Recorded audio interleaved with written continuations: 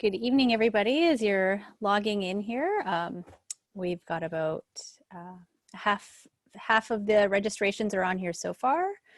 I just want to thank everyone who's on here for your time and your dedication to our sport, and for your clubs. Patrick, Keith, and myself really appreciate you guys being on here with us, and recognizing the importance of Learn to Curls and the collaboration of different people coming together and sharing best practices so that we can all enhance what we're offering and, in the end, grow and develop our sport, to share our passion and love for the game with a lot more people that are out there. You can all see my screen. So while we're waiting for everybody to come in, I do have a quick poll. I'm hoping that you take the time to just answer a few questions so we can get a better idea of who's in the room with us tonight, and what you're looking for additional resources that we can send your way afterwards. This is my first time doing it, so fingers crossed it works.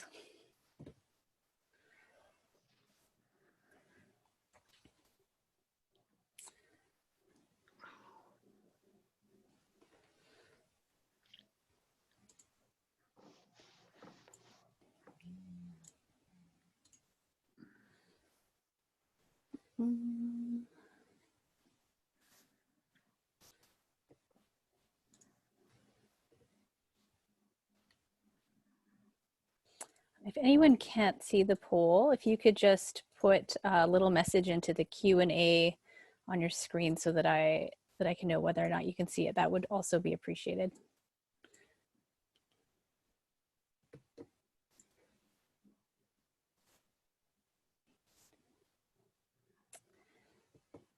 There we go. We can see we've got a few people starting to put their answers into the poll. This is kind of exciting on my end to watch, to see how many people have put in some answers.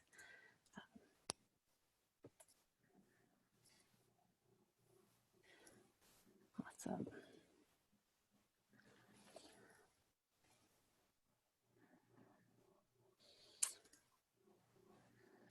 Half full.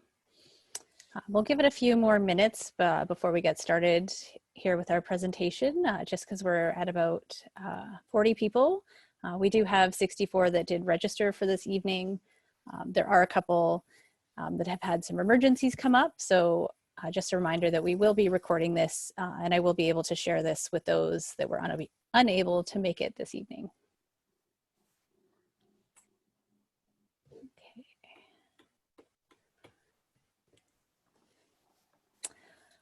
This is awesome.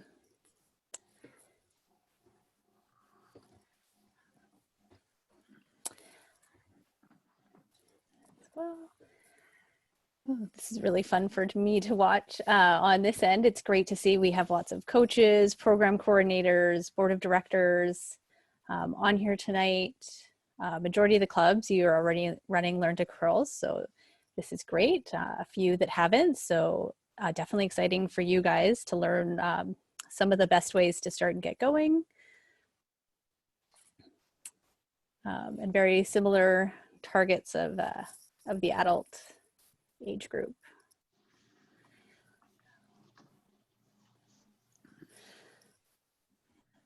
Yeah. All right, we will give it one more minute and we'll officially get started. I believe that you can only see myself for now because I will be introducing our great presenters this evening. So they're anxiously awaiting for me to pass it along to them.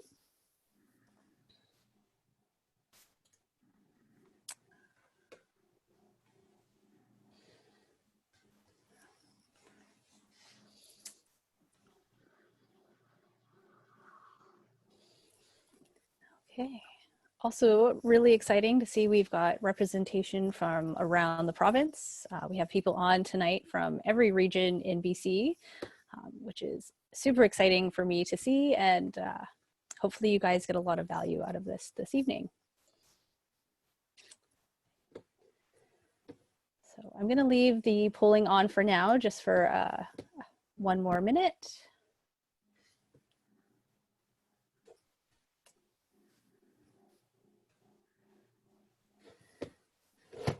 And again, for anyone who just came on, thank you for being on here, giving your time, your energy, and your dedication to your clubs and to our great sport of curling.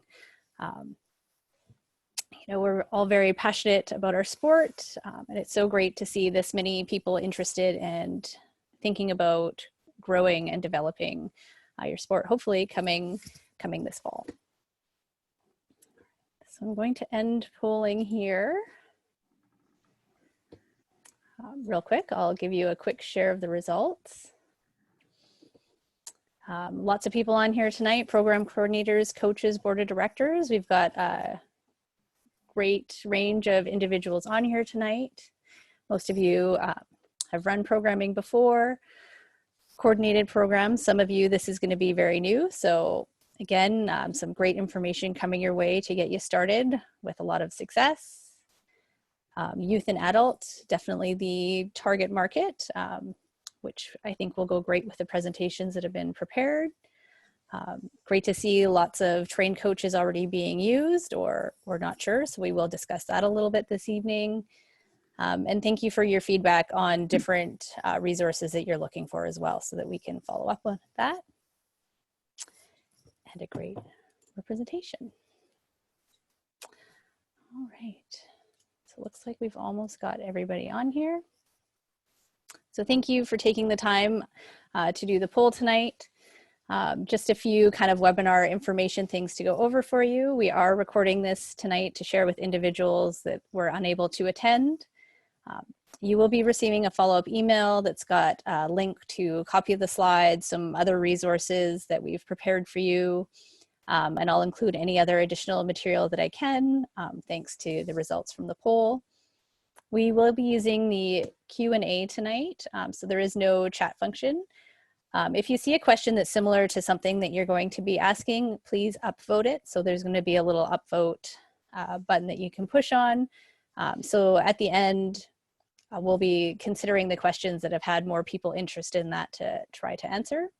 And we have scheduled time after the panel's presentations to discuss your questions, have an opportunity to share more of our best practices and our tips. And again, you know, if you're hearing something on here tonight and you know it's working for your club as well, please also submit any comments or tips or best practices you may have as well. That way I can share them out to the group so that we have a great collection of best practices to share with everybody moving forward. So this evening, super excited to have Keith Perry, the Comox Valley Curling Club manager, with us this evening, and Patrick Pade, the Delta Thistle Curling Club manager.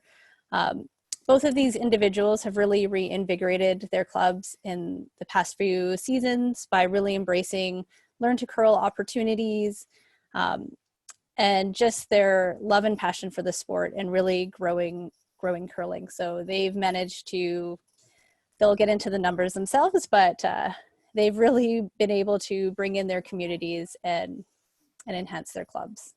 So without further ado, I would like to pass it over to Keith from the Comox Valley Curling Club and take it away. Thanks, Kim. Can everyone see or hear me? Is it working? I'm seeing the slideshow. Okay. Okay, awesome. Let me change my view option here. Okay, so my name's Keith Perry. I am the manager of the Comox Valley Curling Club. The Comox Valley Curling Club is in Courtenay, BC, probably about 2.5 hours north of Victoria, an hour and change north of Nanaimo. We're probably the 3rd largest community on Vancouver Island. Basically, Courtenay, Comox, and Cumberland are where we draw our membership base from. Population in the total area, probably about 70,000 people. We're a 6-sheeter. We are a dedicated curling facility in a 61-year-old building. So we have a lot of the challenges in an aging building that I'm sure many clubs have. So as far as how we run Learn to Curl, I've been there 3 years now. in some kind of administrative capacity.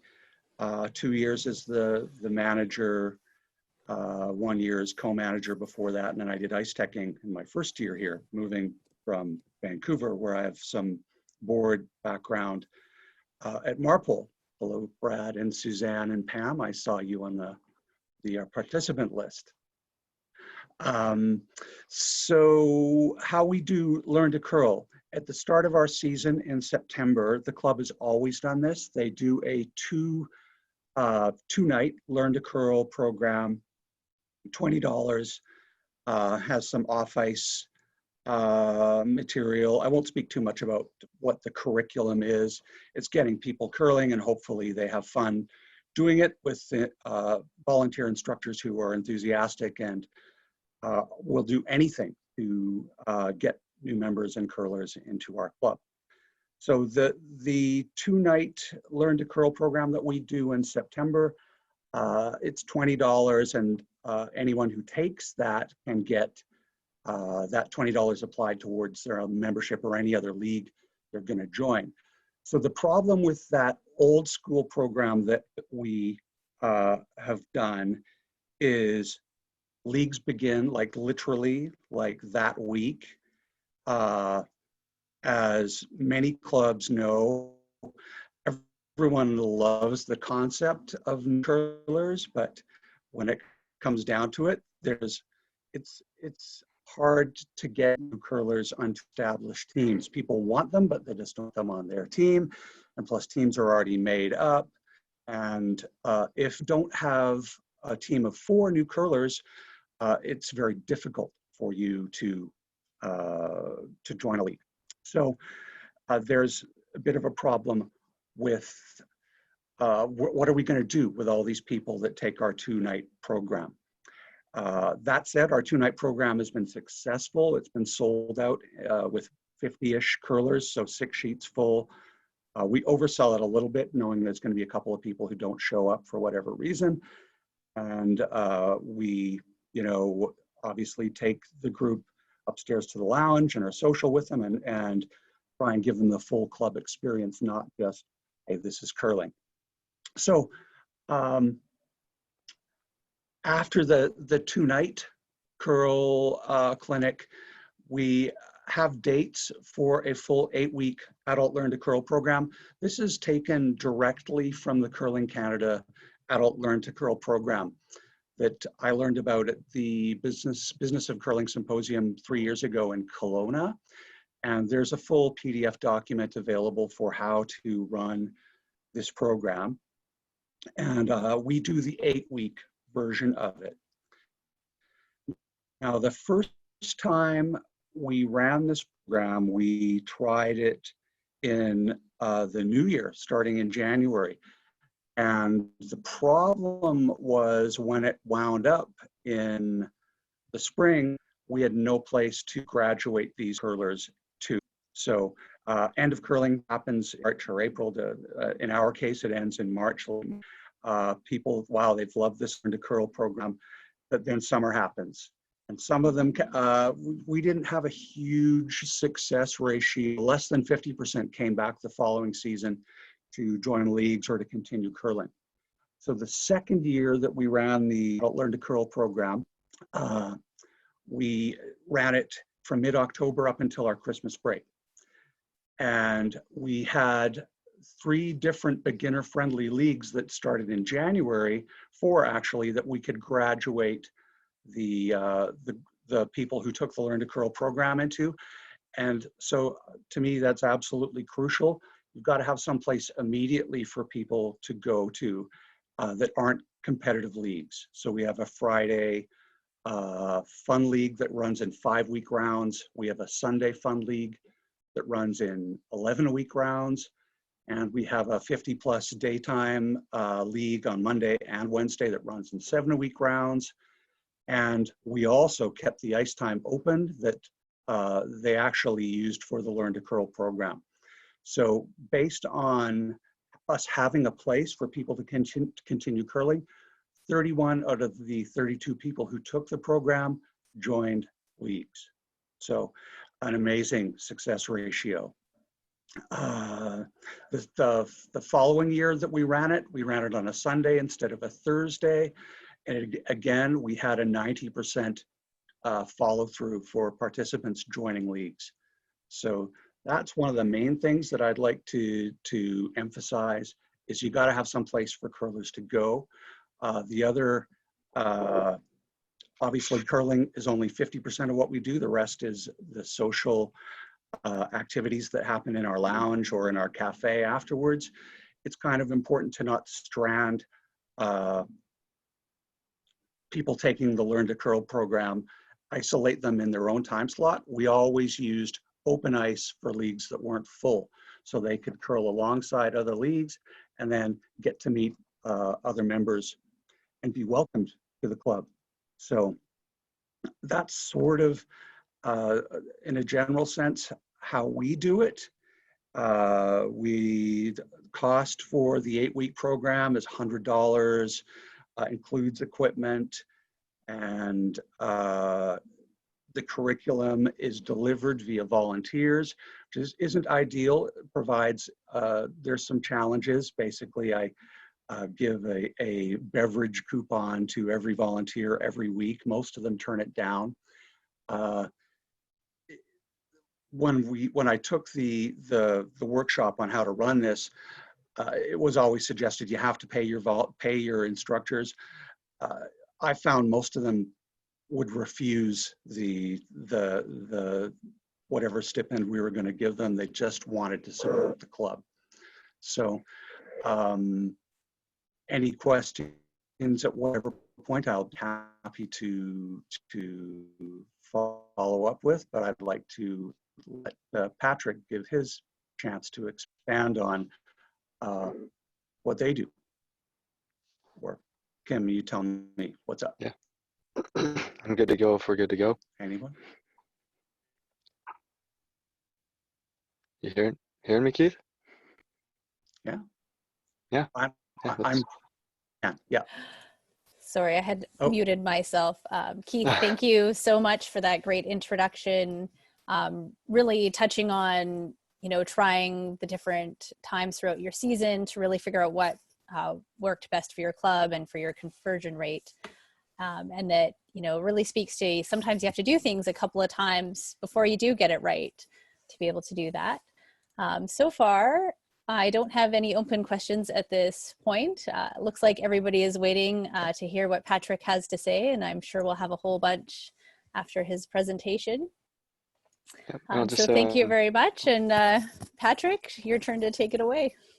Yeah, I was just saying, Keith's, I completely agree with having the novice programs during regular curling, because you want them to get integrated into the leagues, into the community, into the club. So that's a really good move there. All right, pop this forward a slide, Kim. Okay, so I'll start talking about generation of your initial leads. Right, the open houses is kind of our first step into curling, the entry step. For marketing, Facebook is obviously a huge tool. Not only in terms of your club having posts and content to engage your members, but the targeted marketing tools available within there. You can pick an area, you can pick based on interest, ages, different demographics, and you can do really specific ads for specific purposes to try and get groups out, to be at open houses, junior programs, you name it. So really powerful targeted marketing. MailChimp or other mass mailing type tools are extremely handy. For example, our club's MailChimp has gone from 400 to 2,100 contacts over the last 3 years. And the reach of that to be able to say, okay, this is my group of people who were at open houses last year, we're launching a novice, bam, hit the content directly to the people who want to see it. Again, a lot of that is avoiding too much noise. You don't want to be spamming everybody with the same stuff that may not be relevant to them. We all get enough emails. We just want the ones that we actually would care about. Your membership and your website, your members are obviously a huge source of finding new curlers. They love the sport. They're more likely to be able to say, hey buddy, come on out and curl, and have that personal connection to drag them kicking and screaming into the club. Parks and Recreation is a really interesting one. If your city runs their own Parks and Rec programs, if you have an opportunity to partner with them, run a city program through your facility, you gain access to an entire new network. And the city's website, their whole program, their whole group, and you'd be surprised how many more people you'll pick up with a partnership like that. Google Ads and flyers are of course handy, and same with most of these programs are all loss leaders. Don't expect to be making money from your novices or your open houses. You want, year-round regular curlers, and that's where the reward is. Open houses. Start of the season in September. Your season opener open house is the big one. You want to get as many people through the doors at that one, and often you'll find it's people returning from the late season ones for one more taste to decide if they're going to go forward. But that open house set is where you can lead them into your other programs and start them on the path to becoming curlers. For your second half of the season for open houses, one of the reasons I run it so heavy in the second half is that's when the Season of Champions is going on, or every fourth year, the Olympics. Any Olympic year, run as many open houses, double your marketing budget, go to town, because you've got $1 billion worth of marketing going into curling, the number one thing shown during the Winter Olympics in terms of time on TV. Take advantage of that opportunity when it arises each 4 years. The other two, after the Scotties ends, run an open house. You just had a whole week of television broadcasts of curling. Same idea for the Brier. Let's pop over to the next one. So programs. Again, the open houses are your first taste. Keep them free, fast, 1 hour. That's it. And you're covering just the basics. If someone's able to slide out of the hack, turn the rock the right way, and get it to the far end, you've succeeded, right? Have them practice throws down, one end game back, and that's it. In the end, make sure they had fun. You'll get to teach them and train them a little more in the next steps. So from your open houses, you can feed into your adult novice or your 50+ start curling. You'll see the branding actually change from senior start curling to 50+. The age level for when you're a senior qualify is ambiguous, so it was kind of a little more clear to go with the 50+. For the adult novice, short, cost-effective, and simple. 6 to 8 weeks. Again, the basics. People just want to get out there and do it. So 1 week, teach them how to slide, turn the rock, throw it to the other end. Next week, a little bit more about line, then a little bit more about release, then a little bit more about sweeping. Pick one topic each week, and that's it, and let people play. They want to get out there and do it. In the end, with the novice, the bar time, the social time, that's where you get your conversion, right? It's our community of curlers, the people that we have, that really brings people in, okay? For the 50+, 6 weeks, run it during the day at lower rates. It can be very effective to get the seniors who may be on fixed budgets through the door. You want to put a little more weight on stick curling and the use of stabilizers. In fact, for all of our programs, we teach with a stabilizer, not a broom. We have them available on every sheet at both ends, same with sticks. The idea being stabilizers simply easier, right? And the easier it is, the more fun they're going to have, the sooner they're going to progress and enjoy themselves, and the more likely they are to stay with our sport. For juniors in wheelchair, we've been doing kind of a first time is free. Come on in, try it during our wheelchair drop-in or our junior program. A good trick with the juniors, if you're running school programs where like field trips, kids are coming through, give them a little certificate. Congratulations, you completed your, field trip course. Here's a coupon. Email to RSVP, you get to come out, join our junior program, spend a week out with us for free. And when they get out there and they see all of the other kids having fun, enjoying the game, it's just like having the adults out during leagues, like Keith had said. You got to give them a taste of what the actual full experience is, not just something in a bubble. Let's pop on to the next. I think I'm doing pretty good on time so far. I should talk faster. So conversion. The goal is obviously to run our open houses and our programs to get long-time league curlers. We face certain barriers. Curling has certain innate barriers. Etiquette. Etiquette's kind of boring and it's not all that inviting. I know it's important, but maybe keep it to a basic minimum to start. Pace of play. Curling can be a little slow, so when you are running these programs, think they don't want to hear you, they just want to throw rocks. Get people doing, not listening. The more active they are, the more fun they're going to have. And again, curling is a complex and difficult game. Just balancing for 3.5 seconds while sliding and throwing a rock is a lot going on. Don't overburden curlers with complexity, right? I don't even cover the 5-rock rule until the 6th week of the novice program, right? Because it doesn't matter. They're just trying to get rocks in play to start. Another barrier, and Keith kind of hinted on this, is change. Clubs, leagues, teams, they can have trouble with the change, especially the etiquette part of all these new people coming in and not knowing how things work. Make sure your club's are ready and your members are ready to be inviting, and be patient, right? We were all new curlers once. Just keep that in the back of our minds. Mobility, again, stabilizers, sticks. There's a lot of different builds and body types and different levels of athleticism. Keep our accessibility high and respect all types of mobility. I've got a curler who could not balance. She puts a slider under her knee, kicks out of the hack, sliding on her left knee, and throws the rock. And she's been curling for 3 years and loving it. It doesn't have to be the traditional way. They just have to be able to throw the rock and have fun. Okay. Same with exclusive.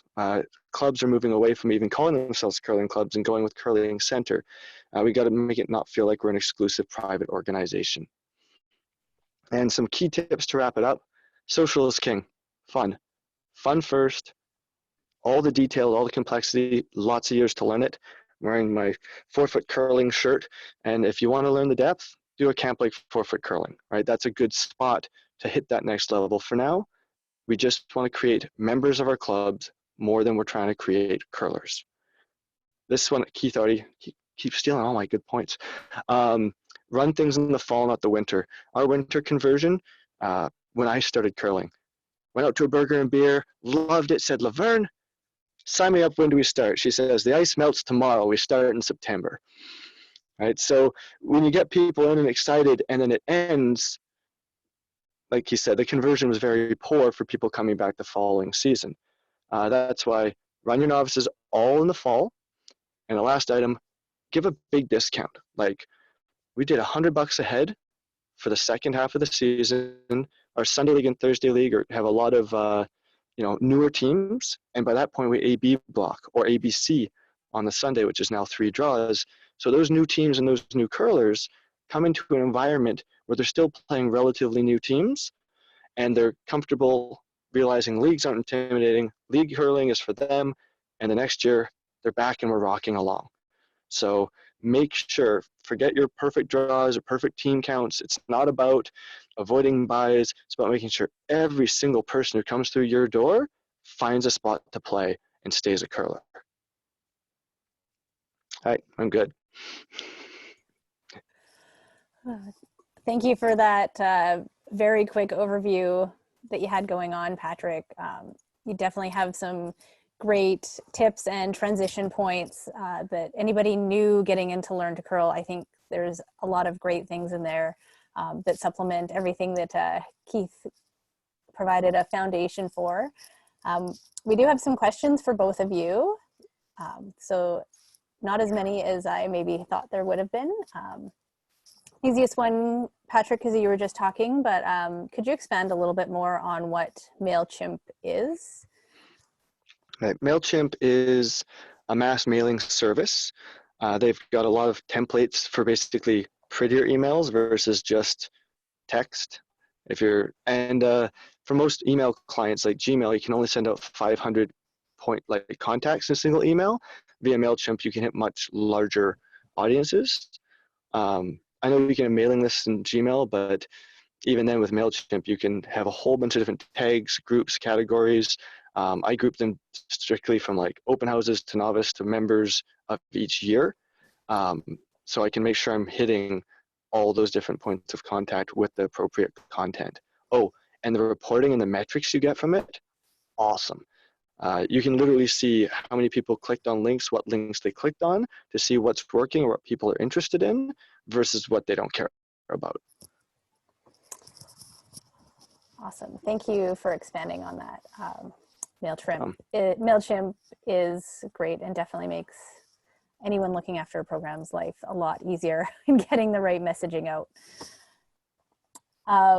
Let's go back to open houses a little bit.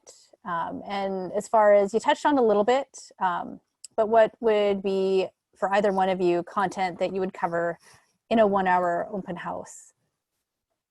Keith, you want to take this one? From the off-ice perspective, I could speak a little bit to it, but I actually have not been on the ice running any of our clinics. I've just sort of provided the curriculum. So I'll throw it to you. I could speak a little bit about our off-ice and what we do in an open house. Is it more the question more for on or off-ice, Kim?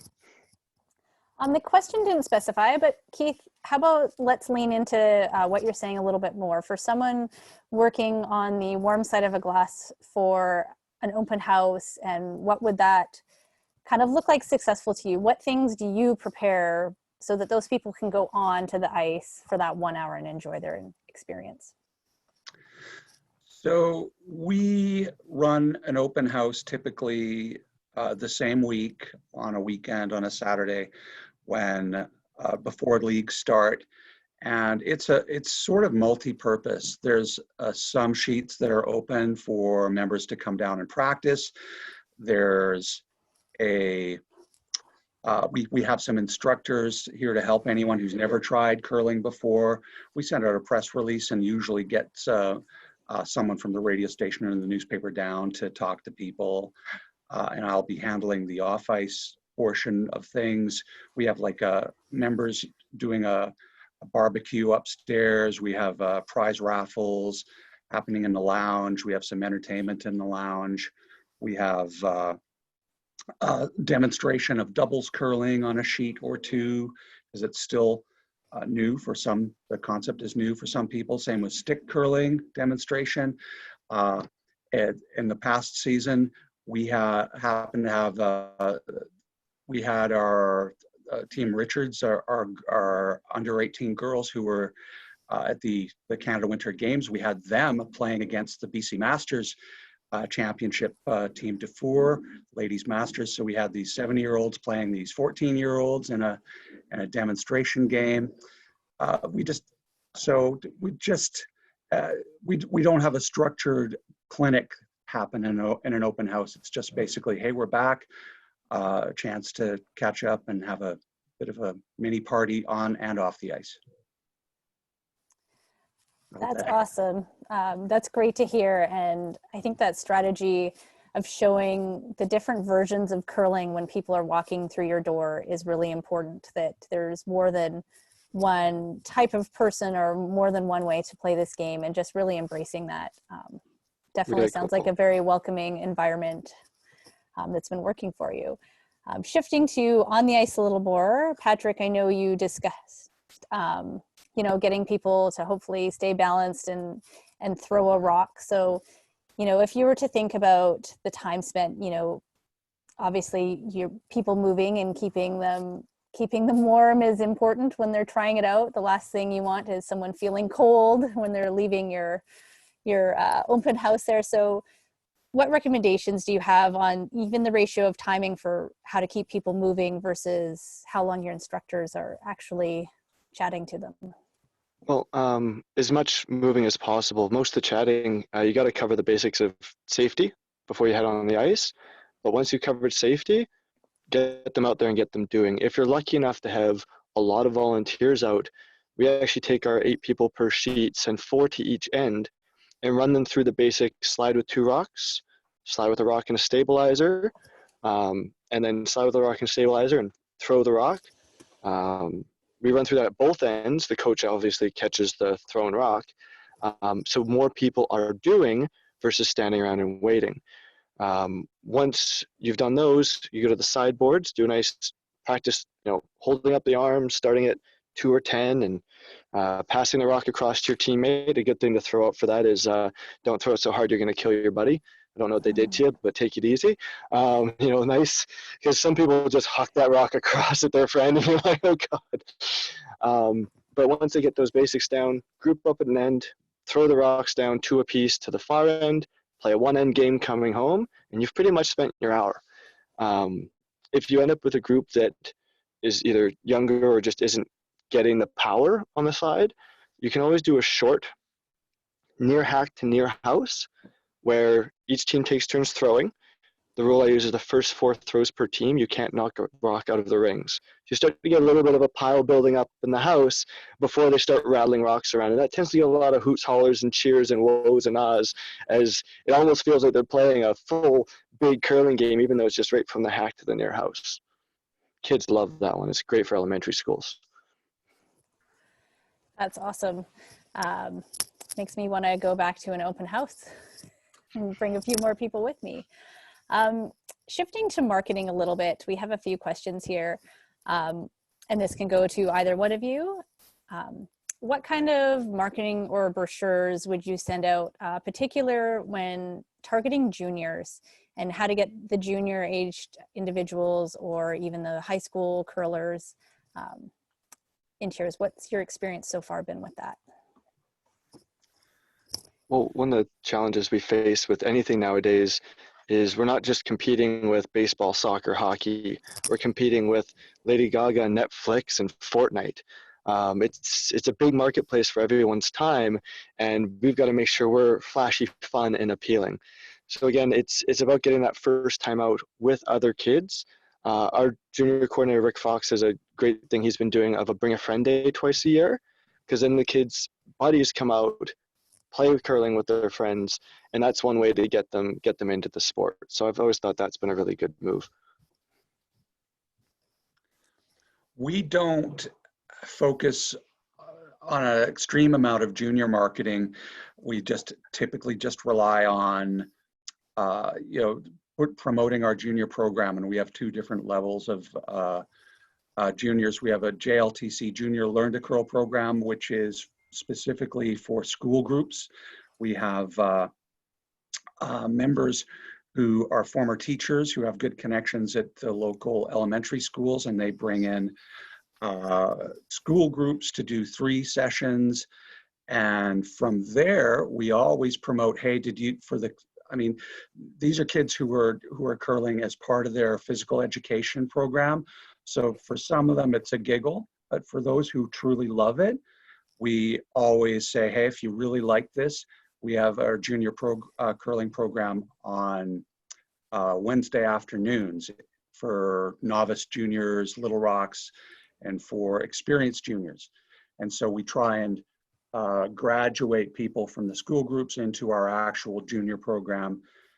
And we market through the high schools and the elementary schools to but yeah, we don't do a ton of junior or kids curling marketing, other than we do a print ad that says what all of our programs are. So typically our junior programs are as full as we have the resources to handle them, finding the instructors and coaches for the kids, enough volunteers and coaches. We haven't actively promoted it because we struggle with the resources to be able to support the number of kids that we're getting already, if that makes any sense. Sounds like good problems. Yeah. Well, that's awesome. I would like to throw in as well, one of the clubs that I was at for a long time, one of the school programs that we used to run is, an elementary school group or high school group would come, sometimes only once, sometimes twice. And as Patrick alluded to earlier, having that little certificate they could take home. We always had, when we started giving even just a little 3rd quarter page blurb about our curling, when it happened that would take anyone throughout a year to provide an easy access point. Once we started even just handing those out to teachers to come back, we started seeing more kids entering our programs. And sometimes, it's all about your framing and your language on your website. Sometimes people think because they've missed it at the start of the season that it's too late for them. So, paying attention to the language you have out there, that, you'll prorate someone entering late. You've got people that'll help bring them up. another great thing is your Bring a Friend Day. You know, the other thing I may suggest is, you know, look at when other sports in your community are being offered. Are you offering yours on the same time block or day of the week, where you might be better to, if you have some flexibility or open ice, looking to offering it at another time that, you know, might draw in a few more individuals. So Really good points. And on another marketing front, if you're trying to use online or targeted marketing, kids are obviously a very difficult demographic because you can't actually age target below 13. So if you're going to do any targeted Facebook ads or Google AdWords, think about targeting the parents. What type of interests or keywords or things you can use that parents might have of children, and hit them with the ads. Because I'll tell you, curling, I'm pretty sure is cheaper than daycare. So let's let them know it. yeah. So that kind of leans into another question that we have up here, is where you're actually spending your marketing money. And, you know, if you guys happen to know your marketing budgets off the top of your head, how much are you guys putting into marketing? Are you using things like boosting Facebook ads and whatever else? Yeah, it doesn't cost an awful lot. So if, you know, we at the start of our curling season, we do some print ads in the Comox Valley Record, which is the newspaper here. It's a black press publication, and everyone sees that. And so the real estate in that ad for Learn to Curl is very small. The ad cost as a not-for-profit, we get a decent rate on the ads. So, you know, it's very little to run 2 quarter-page or half-page ads in the to say, hey, the curling season is starting. Other than that, we do targeted Facebook ads campaigns for specific leagues, for the beginner-friendly leagues, for Learn to Curl, and, you know, $100 is typically what we'll spend on a Facebook targeted ad, and you've got to work that ad on a daily basis too, to keep there being content. You can't just do a Facebook ad and expect that, you know, it's going to do its job. It's up to you to keep feeding it with relevant, fun content and posts on a daily basis. So other than that, we print posters. We put posters up in key locations like cafes, craft breweries, street postering, in appropriate neighborhoods where there's lots of traffic and where no one's going to get mad at us for putting posters up. And so, yeah, like all in all, that's it. So like a couple $100. I say we run a marketing budget of about $5,000 a year. Again, targeted Facebook ads is a big one, a good point of more of our spending. Flyers, your visuals, your graphics, your marketing material. We were really lucky to have a sponsor that helps mitigate that, but you have to be prepared to provide quality visuals. Once again, how many ads do we see a day? How bombarded are people with advertisements? We need to pop, we need to stand out, and big time in order to get people's attention. Through our Parks and Rec with our city, we're able to go through their systems, reach that audience, and they get a portion of the cost that people pay to attend our program. All right, that's one of our places where we eat some costs there. I mean, honestly, in the end, if you don't put a good marketing budget out there and you're not prepared to spend to get people's attention and people through the door, then you're just going to keep declining. You got to spend money to make money. Our open houses have had, on average, 300 to 400 people a year, right? And the vast majority of that, like those new people coming through, is through Facebook target advertising. I've got a plan. I really shouldn't give this one away, but I will. We just had a new high-rise complex built literally next to our rec center. The plan is to paper mail, which is not my favorite, paper mail every unit in those buildings, VIP guest pass to an open house for a burger and a beer for $5 to try out curling as a welcome to the community. If you're in an area that's developing, find those spots where new buildings are going up or new people are coming in and put an event on for them. You never know what you'll get from it. And I'll let you know once I find out what we do. That's great. Some very insightful information from both of you. And, you know, it's great to see, you know, also to hear that, you know, you got to put something else out there and still, it still work to keep it going, to keep it fresh, to keep people seeing it. I guess I'll ask maybe for a little more of an expansion. I know I used to use Google Ads, or sorry, not Google Ads, Google Analytics from my website hits. So, you know, looking at trends for the past couple of years to see which pages people were clicking on. And from that, you could also see, you know, some of the demographics of that as well. And in doing some of the planning for Learn to Curl programs or who you're targeting, I also found that somewhat useful in being able to target those people as well on Facebook, because those are the ones looking at your, you know, already there and looking. So those are the ones that you want to pull them in from just looking on your site to getting them coming to one of these events. They say you need 3 to 4 touches to make a sale, right? How many different ways you can connect with a person before they're actually going to pick up the phone or send you an email. Another great one is Google remarketing. Oh, I'm blanking on the name of it. Basically, if someone comes to your website, all those little banners on everything you see with ads, you show up, right? I'm pretty sure it's remarketing, but I think they renamed it. But Google remarketing is brilliant. If you can get ads to show up after someone's visited your site, you're just continuing to hit that same target over and over, and that'll lead to conversions.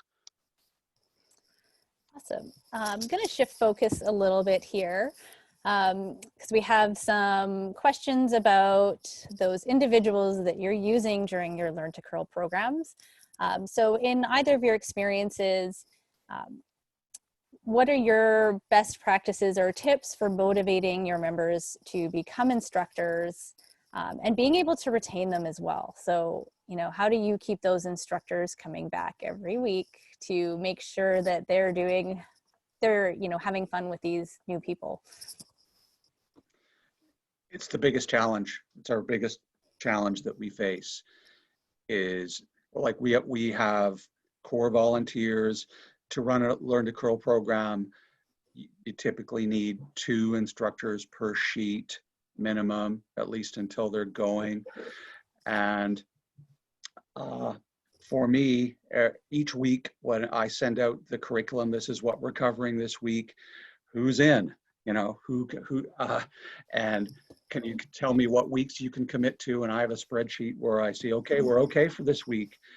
But mixing and matching volunteer coaches is for sure the toughest thing, especially when we were running the program on Thursday nights on open sheets during our men's league, and there's a 9 o'clock draw. And then we wouldn't have enough instructors. We'd have a 2 p.m. or a 7 p.m. and then a 9 p.m. Learn to Curl. And we'd have the same instructors doing double duty, doing 4 hours, because we just didn't, it's for sure the #1 hardest thing for our club is having the same instructors, having consistent instructors, having instructors who read and follow the curriculum. I think they're all passionate. They all want to help, but the degrees of execution vary dramatically from person to person. That's an extremely good point. Yeah. Getting people to stay on point is a challenge, and getting people out is a challenge. And I think all clubs feel those same struggles. At some point, if a club is healthy enough and the programs are growing and working, I think I've seen other clubs doing it. It's time to hire, if not all your volunteers, all your coaches, which would probably be a bit excessive. And as Keith mentioned, sometimes the free beer does the trick, and even that gets declined, which is crazy to me. Hire a head coach. Hire a head coach whose job isn't even to teach the curlers, but to coach the coaches, to arrange your volunteers, make sure we're staying on point, supervising and moving things along in a consistent way. Also, I've heard feedback from some of our novice programs where one of the nights we had a bit more of a rotation of coaches, and they're like, we just wish we'd have some regularness to it, right? Whereas other nights, one person may do all 6 weeks. I think having that one common anchor, that one common piece as part of that program would be really beneficial for the overall experience, the consistency, and frankly, again, competing with everything. We don't just need new people, we need to increase the quality of which our programs run and the consistency in which they run. Let's give some good value out there, not just ragtag. Yeah. And from like Debbie Downer continues over here, even if we paid them, I still think we'd have the same problem. Just availability and the number of people who'd be willing and capable of doing it, even at $40 an hour. I don't think we'd be much further ahead or further along. We have people that are bonspieling, people that are sick, people that are watching NFL or whatever like, it's not a matter of paying them. That may help, because I think we could afford, the program makes money. We could afford to pay them. So it's just the number of capable, willing people, whether on a volunteer basis or a paid basis. So, and when we offered to pay, that brought a huge, discussion at the board level, because we have so many other volunteers that do things around the club. They don't get paid. And don't get paid. And we just don't have enough on ice volunteers, period. So, and if you offered to pay them, the numbers wouldn't really increase. Yeah, the gears are turning for me, and I think maybe students or some of your older juniors, as kind of first job or weekend job or summer job type, I guess winter job type of work, might be an audience that could be drawn in for something like that. Just again, I'm just guessing and kind of speculating a concept on that one. That kind of spins off a great comment that somebody has put into the open questions as well, that, they do use some of their junior competitive curlers and ask them for a commitment so that they can sign off on their volunteer hours for school. So, if you're lucky enough to have those individuals in your clubs, make that a benefit to them. Hey, help us out with this. You get the benefit of getting some school hours or some work experience is also a great way to go. And, I've even seen, you'll get those great new learn to curlers in, and everybody always gets that super keener that just falls in love with the sport. They love it.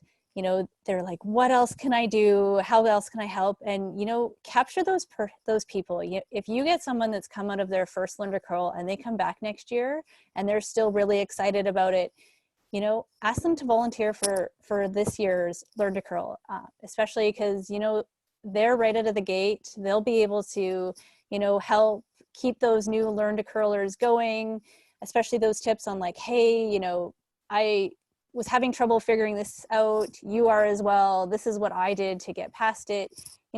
Really get some of those new curlers involved in volunteering with your club from the get-go as well. And that helps them feel part of your community, that, you don't have to have been a member for 40 years to have your value in there as well.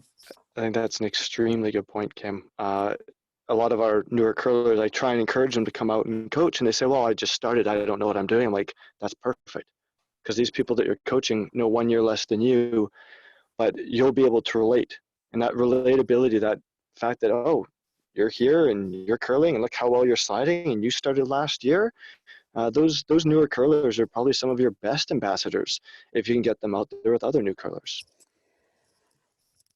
Okay, I'm reading through another one here, trying to be mindful of the time that we have as well. So for either one of you to answer, great, you've had this Learn to Curl League, you've been able to get some people onto a team in other leagues that, with somebody more established. What other leagues do you have as transition points or other events or activities in your clubs that you might offer to continue the progression of these people? Because sometimes you do see that they're interested, but then they've, might get placed on the wrong team for their fit, and then they're getting discouraged because they're not as good as the team that they're with or the league they're in. So do you guys have any insight into how to mitigate that a little bit? Yeah. The number one success story that we've had is developing beginner-friendly leagues. So for the past 3 seasons, when I came to the club, I saw that our Fridays were dark, that we had leagues Monday to every night of the week except Fridays and Saturdays because they were reserved for bonspiels. Well, guess what? We don't do bonspiels every weekend. So I'll throw in another kudo to Curl BC and Curling Canada for the Business of Curling Symposium 3 years ago. The Nanaimo Curling Club inspired me with the talk of their 6-pack league, 6 end games, 6 weeks, 6 player teams. I abandoned the 6 player teams, but we did shorter. So we started a Friday Fun League. I approached the growing craft brewery in Courtney, Gladstone Brewing, great beer, and said, would you be interested in sponsoring our new Friday Fun League? And we worked out a sponsorship package for them that involved in-ice advertising, signage in the arena, and title sponsorship for the league, the Gladstone Friday Fun League. They helped promote it. We took pictures and wrote the press release together. I thought this was going to be one draw on a Friday, that we were going to do doubles curling and the second draw, and then the Friday Fun League early. And the demand was massive immediately. So we bumped the doubles, and it went from 1 draw to 2 draws to 3 full draws, and now there's 3 full draws, 36 teams with a waiting list. There's 41, 5 teams trying to get in. And so now it runs in 5-week rounds. And because it's been so successful, we've had people in the more serious competitive leagues who like, you know what, some of the people in the competitive leagues have forgotten how to have fun. So they want to take family members, coworkers, friends. They've joined the Friday Fun League. And now we have a group of different competitive divisions, A to F, because there's 36 teams in 6 boxes moving up and around. And then some people, it's 5 weeks at a time. So some teams drop in, drop out. It's a shit ton of work to try and match the singles and doubles graduating from Learn to Curl who don't have full teams, but we find a way. We get them in that league. And because now it's full, we've started the Sunday Fun League, which is now close to being full. And then for the folks who are 50 plus, we have a very beginner-friendly daytime 50 plus program that has over 100 curlers in it on Monday and Wednesday during the daytime. So that's what's worked for us. We have the 3 beginner-friendly programs to graduate members from. And the other thing I just want to touch on quickly regarding that, you have to caution board members and everyone and your regular ladies, men's, and mixed leagues that might not be full, who are expecting all of these new curlers, they're going to fill up your more serious leagues. It's like they're having so much fun in the fun league, learning etiquette and learning how to curl. They're not in a rush, but we are seeing it happen now that we're getting, after 2-3 years, people are moving on from the fun leagues, and they are populating our men's, ladies, mixed and more conventional gender competitive leagues. I've seen similar stuff. I mean, that's a tough act to follow there, Keith. That's phenomenal. And those numbers, that growth, that's just awesome. Our Sunday league's kind of similar. It's still full format. It's a regular curling league, but it's gone from 8 teams to 26 this year. Full teams, full season. But again, it's a more recreational group. It's got ABCD blocks by the end of it, and your new curlers have basically almost a safe environment, a more relaxed environment to learn the basics. And it took a while, just like you were saying, for people to get comfortable enough and say, well, my teammates taking this a little seriously, and they seem to want to be more competitive. And I can only say, look, it's time to put your name on a spares list or jump in as a lead in these nights. If you're looking to take that next step and get more competitive and take it more seriously, this isn't the place. There's a place for that. Oh, and matchmaking is huge. At the start of the season, I call myself Curling Cupid. It's matchmaking. If you make a great pair, that's great. You got a team for the next 3-4 years. You don't have to worry about them. But man, you match the wrong people together, you're fixing it next year. Uh, hey, I love that the Cupid matching. That's fantastic. I mean, you guys have done some amazing things in your clubs and definitely looking beyond what has traditionally been offered and really finding a space for these people to keep them coming back. Um, Outside of the leagues, do either of your clubs run, clinics or, and maybe I'm aiming this one at Patrick a little bit more with the Rock Hawk. Um, what opportunities do you have outside of the league? So some of these other activities you have that also may increase the social atmosphere a little bit more too. Well, I mean, let's just go on the curling on the cold side of the glass. I haven't gotten to it yet, but one of the things I do want to eventually do is have intermediate courses and programs for curlers wanting to take that step from you've done novice, you've played in the rec league, and now you want to get more competitive. You want that next step. So that's definitely on my to-do list, is have some intermediate content so curlers can gain that confidence. As for off ice, I mean, board game table is always a fun one up in the lounge. We've got one curler who brings his Nintendo Switch and his Dance Dance game, and people are jumping around hooked up to a TV dancing. Like, so long as you can get people, again, having fun in the social setting, you're doing it right. That's great. Keith, is there anything that you guys are doing, I guess, on the warm side of the glass? I know you mentioned with your Friday night league, and I think an important piece here is bringing in some fun new beer sponsorship, changing what's available. Yeah, when I came to the club, the draft beer setup was probably from the 1970s, and it was, I don't know when it was last cleaned. I don't know when it was pushing, and I won't denigrate some beer that probably some other clubs are still pouring, but we were pouring some crappy old man beer in there that the only people who don't like beer would drink.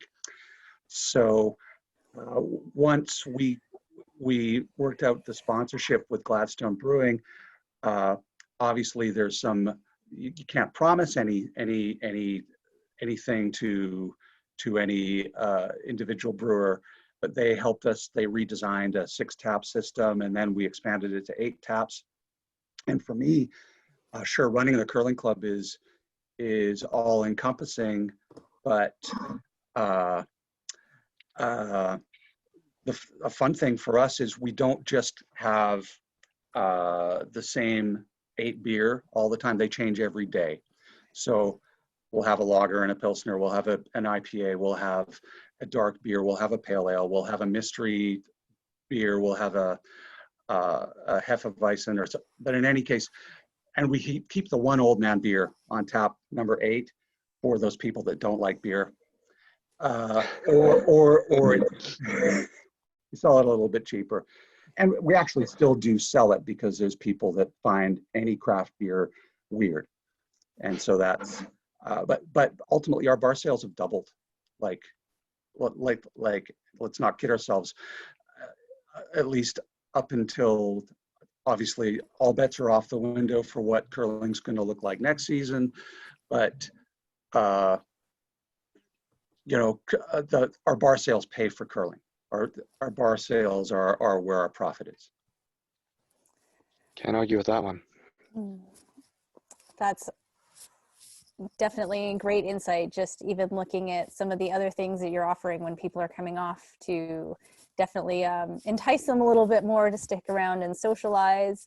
I've seen as well, some clubs have had, a Nintendo Wii for people to play on, or a karaoke machine that comes out once in a while. So there's definitely lots of different options out there as well. And I will attest to Delta's board games is something that even my kids love to get into, so that I can go and practice for a little bit. Yeah, we definitely don't have Cards Against Humanity in the back. That's not there. Yeah. So I'm being conscious of time. I know we started a few minutes late, so we'll probably just answer these last couple of questions here. And I promise to end by 8:40 as well. There are some other slides at the end of the PowerPoint that everyone will see when we send it out. And they are just to kind of, a few of them I'll just mention, are looking at COVID and, just getting a discussion going on strategies, because it is on everyone's minds right now. So, we are thinking about it at different levels to make sure, that our clubs will be able to open their doors and still run successful programs and find a way to bring people together. One of these here, not sure if either one of you have encountered this before or been to a club, but if you're a club that maybe has limited bar access in terms of opportunities for socializing with curlers, or especially those new ones, do either one of you have any tips or practices on how you could manage something like that? So go ahead. Oh, you go ahead. I was gonna say, so this is a scenario where, let's say you have a hockey rink next door and they own and run the bar, not you, and some days you have access, some days you don't. I mean, if they're not interested in your business, then it's time to find a sponsor or a local business nearby, another pub, and say, hey, any chance on a curling night special? If once a month our Monday night league comes to your bar, do we get, buy a pound of wings, get a free beer? And maybe you can bring that social setting somewhere else if needed, if you're not getting that revenue anyways, but still keep people together as a unit socializing, would be my, just off the top of my head, idea.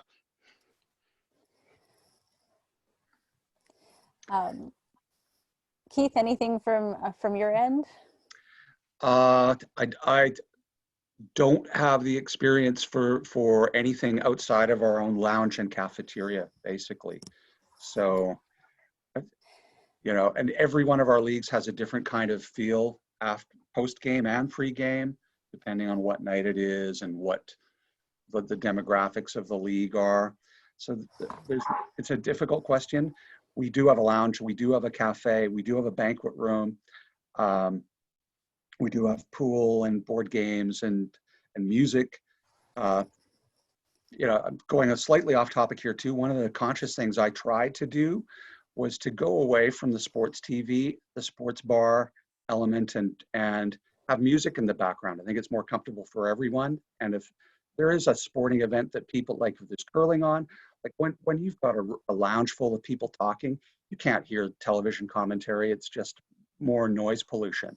So we may have sports on in the background, but the sound is always down, and we have music, which just provides a more social, for me, a better atmosphere. But I love music, as you can maybe tell.